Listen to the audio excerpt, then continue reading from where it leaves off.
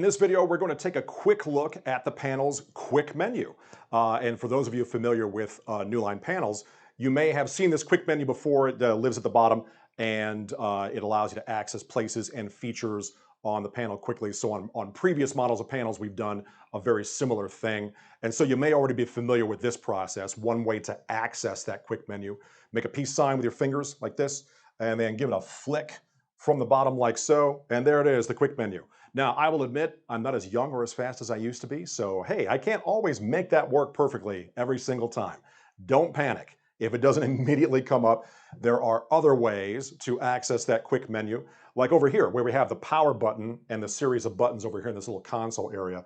We can, on the far right, access a button that looks like 3 lines stacked on top of each other. Go ahead and give that a press, and hey, look at that, that's the quick menu. So that's the way to do it if you can't make the flick happen. So don't panic about that.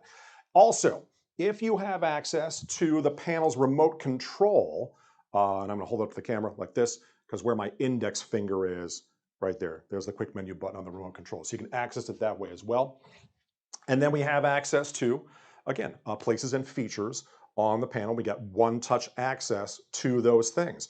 Right up at the top, well, you can instantly recognize the sliders for volume and for brightness. And then over here, we have some individual buttons. I'll just go through those quickly because we won't go too deep in the features. I'll have other videos that go more in depth on some of these features, but real quick, we of course have a home button. So if I was someplace else other than the home screen, that would be one way to get me back to the home screen. Sources, I'll go ahead and press that. Yeah, that accesses all of the individual ports on the panel. Now, notice that most of them, in my case, are grayed out.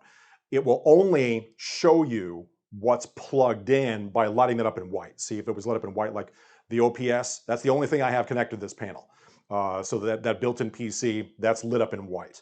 Everything else is grayed out because I don't have anything else plugged in. But if I did, whatever port I have that plugged into, that's going to be lit up in white. The file viewer and newline cast, those also make an appearance there. So those are this is another place, excuse me, to access those particular features. And then we have a settings button, which of course is for panel settings. There's a split screen button. That's interesting. We will talk about that in later videos, but the idea behind it is it allows you to choose 2 apps and then have them each take half the screen. So there is an actual split screen mode on the Q series. There's a button here that allows you to choose between palm erasers. So when you're in, say, the embedded whiteboard, or if you're using a program that has annotation tools and supports a palm eraser, not everything does, but a lot of things do in terms of programs that have annotation tools. A lot of them do. So you can choose one or the other between palm eraser and palm rejection. You can't have both. You have to make a choice, but that's the button that allows you to choose between erasing with your palm or having palm rejection so you can write more easily that way. So that's the button that does that. There's a screen lock button. I'll go ahead and press that one. And yeah, exactly as it says. So if you want to stay logged into your panel, but you need to walk away for a second, you can use that screen lock and walk away and nobody can mess with anything because you actually have to touch the lock there and log in with your PIN to get back in. Mine is all zeros. So there we go. So I'm back. I'm going to go ahead and fire it up with this button right here, get that quick menu back on the screen. Last but not least, in that section, we have a logout button, which mirrors that logout button right there. So that's a nice, easy way also for us to log out of the panel. And then finally, this section here, we have some interesting buttons. There's a freeze button that allows us to lock the image in place.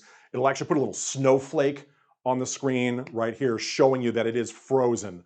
So that if you want to, like if you have a laptop plugged in and you don't want folks in the audience to be able to see what's going on, you can freeze the screen, do something real quick, and then just touch the panel, just touch the screen to unfreeze. I made the menu go away, and that will make the snowflake go away, and then you know the screen is unfrozen. I'll bring that menu back up again, and we have a button to turn the Wi-Fi on and off. We have a button for sound only, which is similar to freeze, except that it blanks the screen, but if you're playing some audio, the audio will continue to play through the speakers.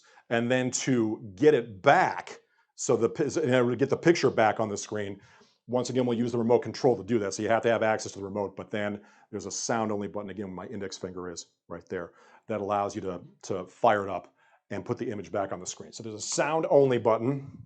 And then mute and button, that's self-explanatory.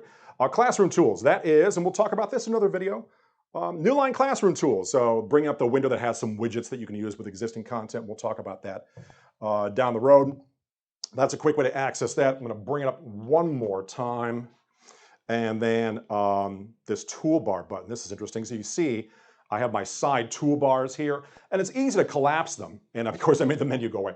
It's easy to collapse them and kind of keep them out of your way. And you can move these up and down like so. But if we really wanted to get them out of our way, just temporarily, there's a toolbar button right there. Give that a press. You can see it makes them go away. And then turn it back on. See, it's lit up. And sure enough, our toolbars are back. So that's a quick look at the panel's quick menu, giving you easy access to other features and places on the panel.